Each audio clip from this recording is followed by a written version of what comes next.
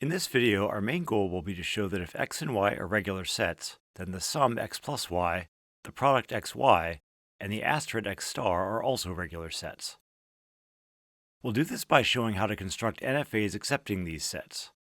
But before we do that, we need to discuss some prep work we can do on an NFA to encapsulate it, simplifying our thought process. We'll finish with a quick overview of how, given any regular expression, we can build an NFA accepting the language that regular expression generates, which is the first half of the equivalence between DFA regularity and set regularity. Each NFA has just one start state, but it could have as many accept states as it likes. Even the start state could be an accept state. Moreover, the start state can serve as more than just an entry point. We could have transitions that take us back into the start state. In the same way, each accept state isn't necessarily a terminus. There could be further transitions leading out of an accept state. All of this makes our lives complicated when trying to build new NFAs from old ones, because there's simply too much to keep track of in the general case. Imagine being presented a finite automaton with 1,000 states, 100 of which are accept states, and with transitions all over the place. However, we can prepare any NFA so that its inner workings are safely insulated. Epsilon transitions are the key to achieving this, and the process is quite simple.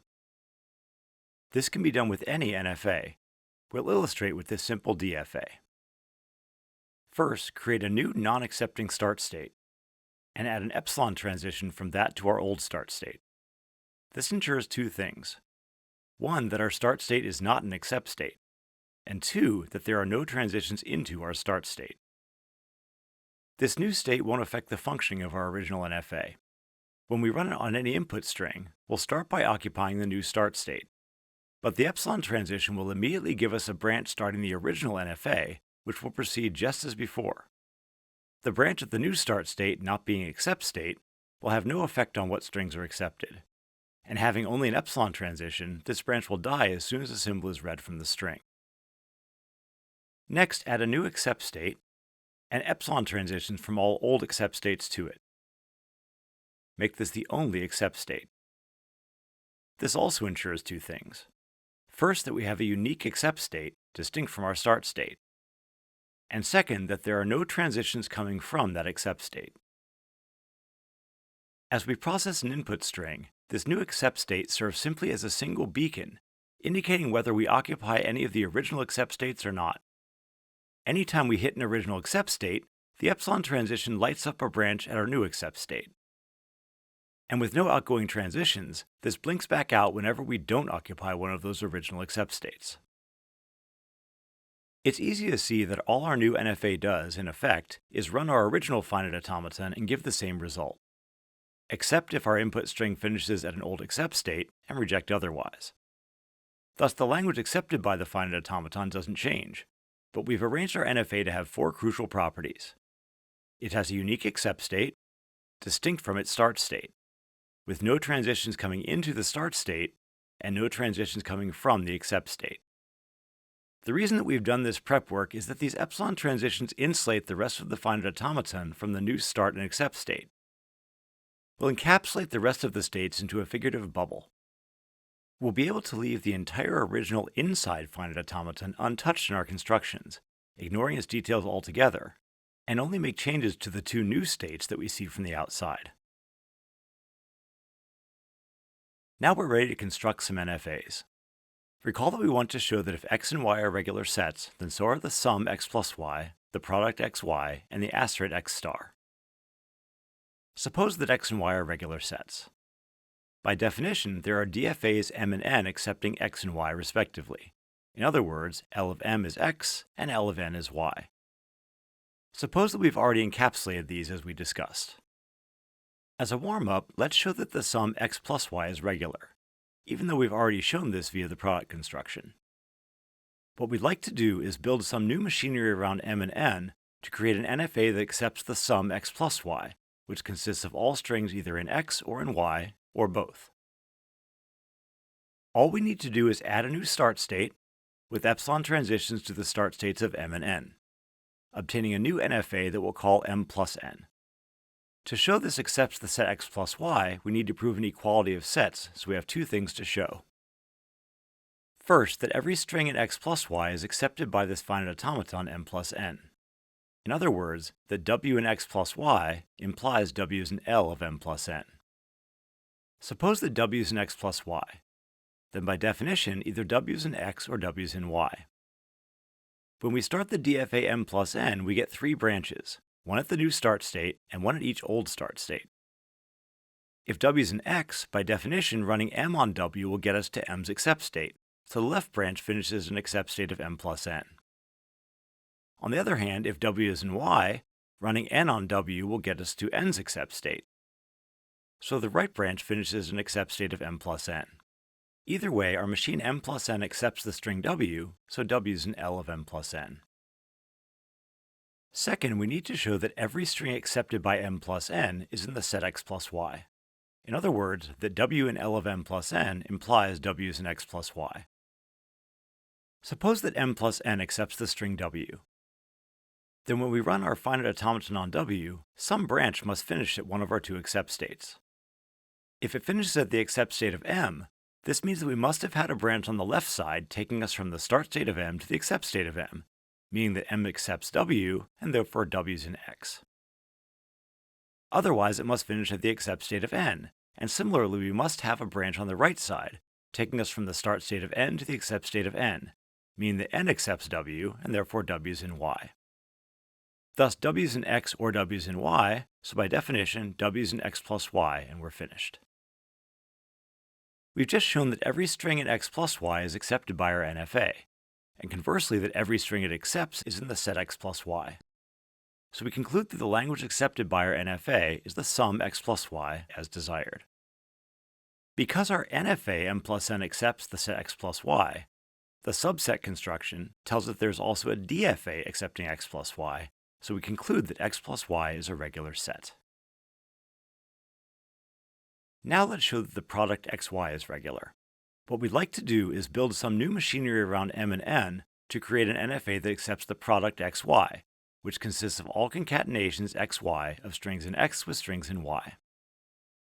Keeping in mind that the strings in x are the ones for which a branch walks us from the start of m to the accept state of m, and the strings in y are the ones for which a branch walks us from the start state of n to the accept state of n, here's what we can do.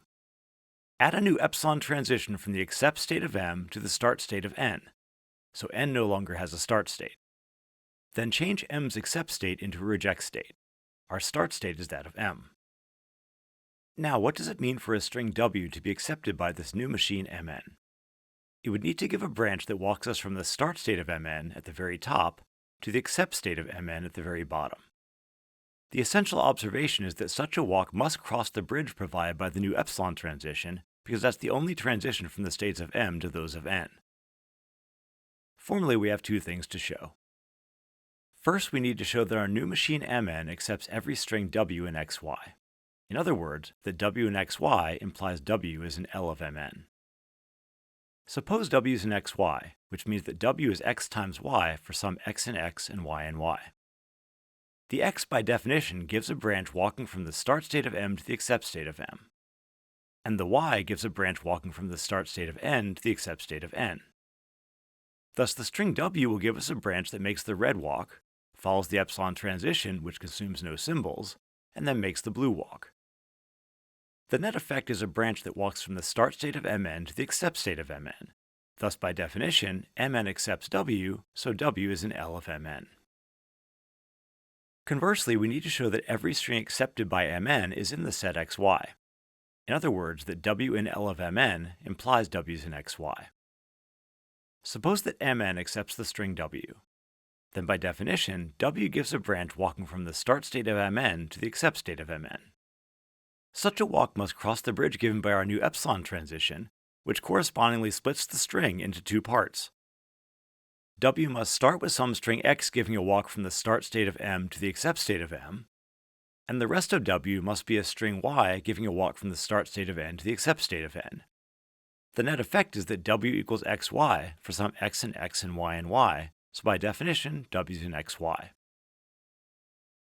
We've just shown that every string of the set xy is accepted by our NFA, and conversely that every string it accepts is in the set xy, so we conclude that the language accepted by our NFA is the product xy as desired. Again, because our NFA MN accepts the set xy, the subset construction tells us there's also a DFA accepting xy, so we can conclude that xy is a regular set. Finally, let's consider the asterate of a regular set. Recall that the asterate x star consists of all possible finite concatenations of strings in X. As before, because X is a regular set, there's some DFA M accepting the set X, which will encapsulate as usual. We'll see that in this case, the prep is essential in order for our new NFA to do its job. Now do the following. Add an epsilon transition from the accept state of M back to its start state. Then make the start state of M into its only accept state. In other words, make the start state of M an accept state, and make the old accept state a reject state. Note that we've killed the properties our encapsulation gave us in all sorts of ways. But what matters is that our original NFA was prepped on the way in. The crucial observations are that the only accept state is the one that we see, and that no transitions lead back to that state except our new epsilon transition. Now, what does it mean for a string W to be accepted by this NFA? We need to walk from the start state back to the start state, which is our only accept state. The essential observation here is that our new epsilon transition is the only transition into our start state. So the only way to get from the start state back to the start state is to go from the start state to the accept state of M and then back across the epsilon transition, repeated some non-negative number of times. Formally, we again have two things to show. First, that our new machine M star accepts every string in X star. In other words, that W in X star implies W in L of M star. Suppose that W is an X star. So W is a concatenation of some non-negative number n of strings of X. If n equals 0, then W is the empty string, so we accept W. The start state, after all, is an accept state. Otherwise, by definition, each of these xi's walk us from the start state to the bottom state, at which point our new epsilon transition gives a branch back to the start state. The start state is an accept state of M star, and thus the string W is accepted by M star. In other words, W is an L of M star. Conversely, we need to show that every string accepted by M star is in the set X star. In other words, that W in L of M star implies W is an X star. Suppose that M star accepts the string W. By definition, W gives some branch walking from the start state of M star to the accept state of M star, which is also the start state. Of course, if W is empty, then W is an X star by definition, so we're finished. Otherwise, split this walk up every time it returns to the start state. The only transition into the start state is our new epsilon transition, and that must be preceded by a walk from the start state of M to the accept state of M, which must correspond to some string in X. The net effect is that our string W must be some product, x1 epsilon, x2 epsilon, up through xn epsilon. In other words, x1, x2, xn. Thus, W is an X star. As before, every string in X star is accepted by our NFA, and every string accepted by our NFA is an X star, so we conclude that the language accepted by our new NFA is the asterate of X. And one last time, because our NFA M star accepts the set X star, the subset construction tells us that there's also a DFA accepting X star, so we can conclude that X star is a regular set. What we've shown so far with the help of a little prep work and the subset construction is that if X and Y are regular sets, then so are the sum X plus Y, the product XY, and the asterate X star. This gives us almost all that we need to construct, given any regular expression, an NFA accepting the language the regular expression generates. So let's do that before we go. All a regular expression does is expresses a set of strings constructed from some finite sets of strings, combined via sums, products, and asterates, and we've already seen corresponding constructions of NFAs for each of these. We've seen how to construct a DFA accepting any given finite set via strees. This will allow us to convert every basic finite set into an NFA, getting us started. All that we have to do is work inside out on a regular expression, one operation at a time, to find a finite automaton accepting the language generated by the regular expression. For example, taking any finite sets A, B, and C, how could we construct an NFA accepting the set AB star plus C? First, we should be clear what precise sequence of steps is taken to construct this set of strings that we're talking about. We start with the finite sets A, B, and C. First, we combine A and B via the product. Then we asterate the resulting set. And finally, we take its sum with the set C. Now we can use our constructions of finite automata to perform the corresponding sequence of steps with NFAs. We can first find NFAs MA, MB, and MC, accepting the finite sets A, B, and C, and encapsulate them as we discussed.